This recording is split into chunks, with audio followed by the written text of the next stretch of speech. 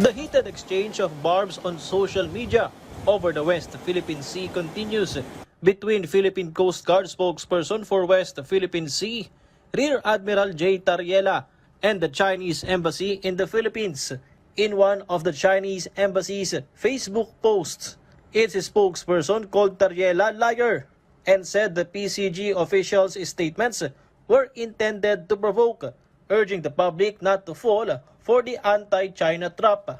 Tariela admitted that he gets tired and is sometimes frustrated by his fight against what he described as China's disinformation, but said he will continue to respond to every lie. Tariela added, if China is allowed to win the battle of narratives, this will also bear consequences for future generations of Filipinos.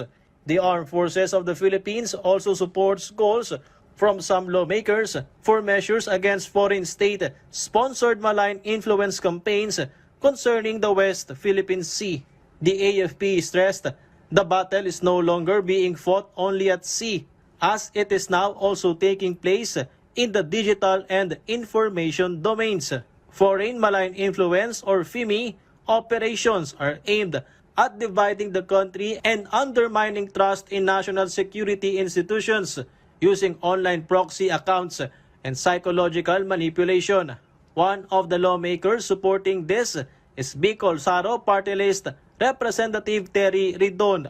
Dapat po hindi payagan yung pong ganun pong mga malign influence na ginagawa po ng foreigners, particularly ng China dito sa pinpo ng West Philippine Sea.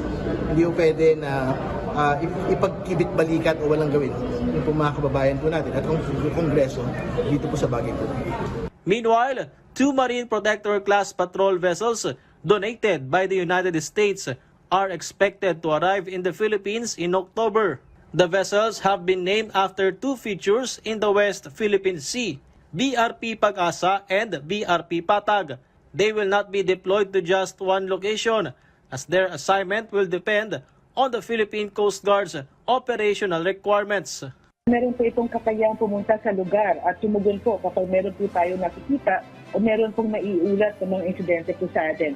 Sa pamamagitan po ng 2 regular patrols na ito, patrol boat, magkakaroon po tayo at mas mai-strengthen po yung ating monitoring at coordination together with other maritime agencies.